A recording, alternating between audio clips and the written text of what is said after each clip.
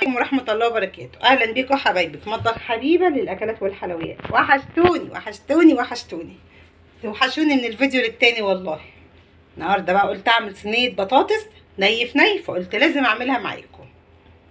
بس طبعا اوعوا تنسوني في اللايك والشير والاشتراك وتفعيل الجرس عشان يوصلكم كل جديد. ده لو عجبتكم بس الأكلات البسيطة اللي أنا بعملها.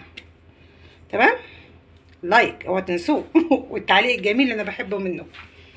نبدأ نقول بسم الله الرحمن الرحيم ونعمل بقى مع بعض الأكلة دي عشان ايه خفيفة. بصوا شايفين الجو حر، يعني بسم الله ما شاء الله الجو مش محتاج اي مسبك خالص ولا اي حاجة فيها تقلية ولا تخديعة ولا الكلام ده خالص. عايزين حاجة خفيفة. وهم قالوا لي نفسنا في صينية بطاطس يا ماما، قلت ماشي اعمل لكم صينية بطاطس، بس مش هعملها مسبك، مش هعملها تقيلة، هعملها خفيفة، حاجة خفيفة كده عشان خاطر ايه الايام دي كله بيشتكي من معدته، كله بيشتكي يقول مغص واسهال وتعبانين الناس، يعني مش الناس الايام دي تعبانه كتير قوي. فانا قلت لا، نحافظ على اكلنا شويه، منها نعمل لهم اللي هم عايزينه، ومن ناحيه تانية نعمل حاجه ايه خفيفه ما تبقاش تقيله على المعده. وربنا يسترها يا رب علينا وعليكم وعلى امه محمد اجمعين. نقول بقى بسم الله الرحمن الرحيم. انا هنا ايه قطعت هنا عندي اهو كيلو بطاطس. البطاطس طبعا انتوا عارفين ان هي غاليه، البطاطس دلوقتي ب20 جنيه، فكفايه قوي كيلو زي الفل. حلو قوي كيلو بطاطس. تمام، ادي كيلو بطاطس. وقطعت هنا بصل حلقات، وهنا طماطم وفلفل حامي، عندك رومي حطي براحتك. وهنا جبت اللحمه اهو. تمام، نبدا نقول بسم الله ونحط. نبدا نعمل بقى اول حاجه ايه، نجيب معلقه الاول ونحط بقى شويه ايه، نحط الملح، هنتبل البطاطس الاول، نحط عليها كده ايه الملح،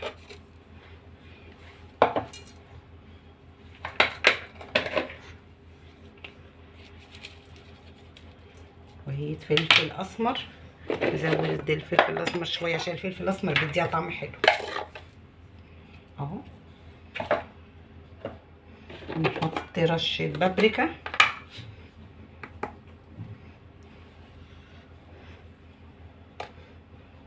كويس كده. ونحط بقى شويه شطه،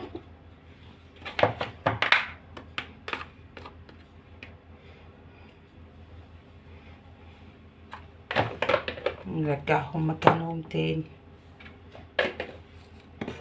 ناقص ايه، نحط شويه كمون. ندي رشه الكمون بس كده كفايه بقى. الكمون هتخليني اعطس. معلش يا جماعه، الكمون والفلفل الاسمر دخلوا ايه في الاخير خليني اعطست، معلش بعتذر لكم. قلب بقى كده، حطيه. نحط بقى مع بعض بقى كده ايه، نحط البصل.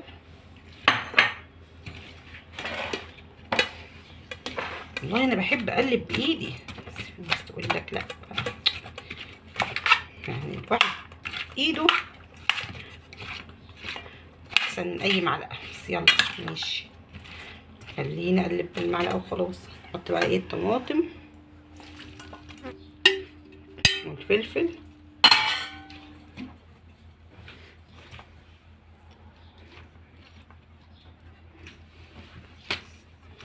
بنعمل اكله كده خفيفه كده وبسيطه، خفيفه على المعده، احسن بكتير من ان نعمل حاجه مسبكه.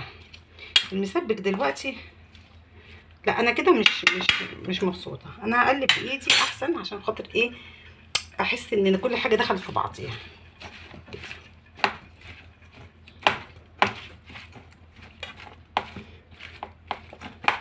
انت طبعا لو عازمه حد، لو في حد هياكل معاك تاني غير اولادك، حد من الاسره كده يعني، فانت زودي براحتك بقى. انما عملت انا ايه كيلو بطاطس على القد كده كويس زي الفل، عشان خاطر الاكل ايه ما يقعدش، ملوش لازمه الاكل ما يتاكل وهو بايت، لا ملوش لازمه. الاكل يتاكل كده ايه يعني هو صابح احسن. تعملي كميه قليله على قدكم بس، وبعد كده تبقي تاني يوم تعملي اكل تاني. في بقى الناس بتعمل ايه، اكل مثلا يكفي يومين 3. لا انا ما بحبش كده بصراحه.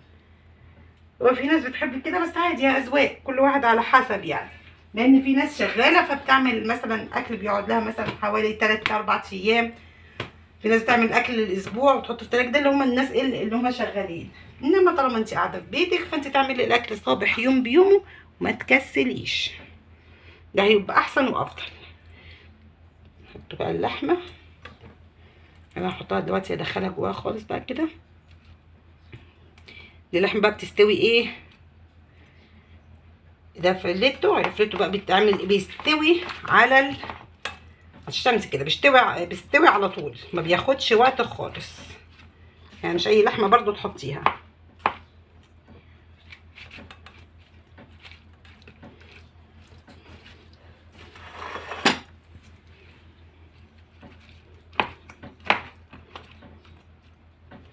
نحط كده كله كده مع بعضيه.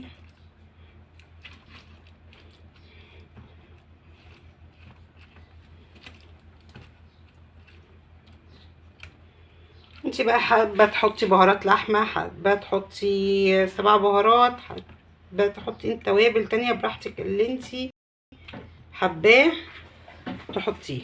كده بقى ناقص ايه، هحط ورق لوري.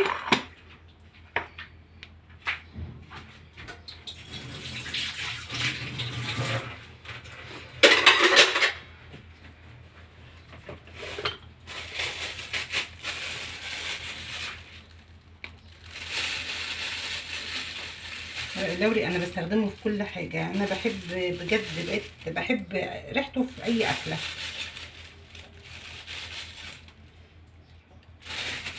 سواء الطواجن سواء الشوربه، يعني بجد لا ريحته حلوه جدا، بتدي ريحه حلوه للاكل.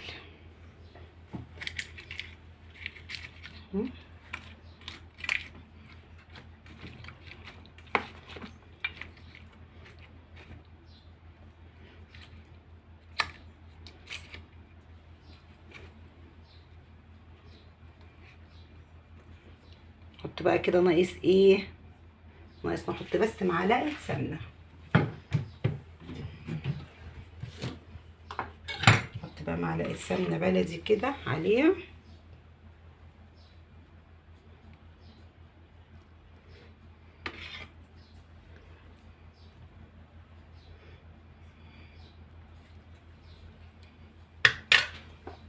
عايزه بقى تسيبيها على النار مثلا حوالي تلت ساعه نص ساعه وبعد كده تدخليها الفرن، ده ممكن مستعجله عليها شويه على حسب وقتك، ماشي تمام. عايزه تدخليها زي ما هي على طول الفرن برضو تمام ماشي، مفيش مشكله، على حسب ايه وقتك اللي انت عايزاه. وهو والله صدقوني يعني هي صينيه البطاطس يعني من اجمل الاكلات اللي انا عن نفسي بحبها، واولادي بيحبوها جدا، بيحبوها اكتر من الاكلات التانية. اكتر حاجه بيقولوا لي عايزين ناكلها صينيه البطاطس، وهي بصراحه حلوه وخفيفه، مش تقيله خالص على المعده، لا خالص، يعني حاجه سهله وخفيفه وسريعه، ما بتاخدش وقت خالص، ومفيش اجمل منها. بصوا ما كملتش والله، ما كملت حتى 10 دقايق في العمايل. يعني هو كده كده كل اللي ناقص بس ان انا هحطها في الفرن واعمل جنبها شويه رز بالشعريه. بص انا هغرقكم بجمال الاكله دلوقتي عشان خاطر تعملوها.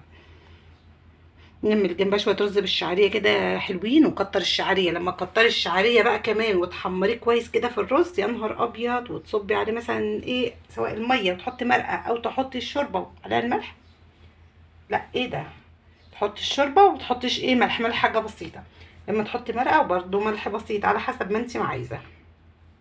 جنبها شويه طبق رز كده بالشعريه، وجنبها طبق بتنجان مخلل. انا هعمل جنبها برده بتنجان مخلل. طبعا انا عندي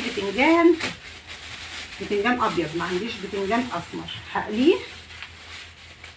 هقلي كام واحد عشان خاطر كمان خارجين مليت، فدلوقتي مفيش بتنجان اسمر خالص، انا لقيت بتنجان ابيض فقلت بقى اقلي بقى شويه مقليين وشويه مسلوقين.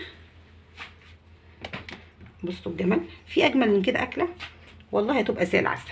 يعني صينيه بطاطس وجنبها البتنجان وجنبها الرز، زي العسل. عايزه تعملي جنبها بقى صينيه بطاطس، لا صينيه بطاطس ايه، عايزه تعملي جنبها ملوخيه خضراء، تمام، ما يمنعش، انت كده بتدلعيهم قوي على الاخر. عايزه تعملي جنبهم ملوخيه ناشفه، ما يمنعش، زي العسل وزي السكر.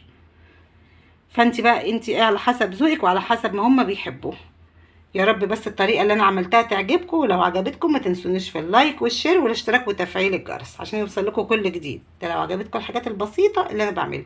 انا كده خلاص خلصتها، مش باقي غير ان انا بس احطها في الفرن واجهز بقيه الاكل. هو ناقص حاجه واحده بس، انكم تتفضلوا معايا وتفضلوا معانا وبألف هنا. والسلام عليكم ورحمه الله وبركاته.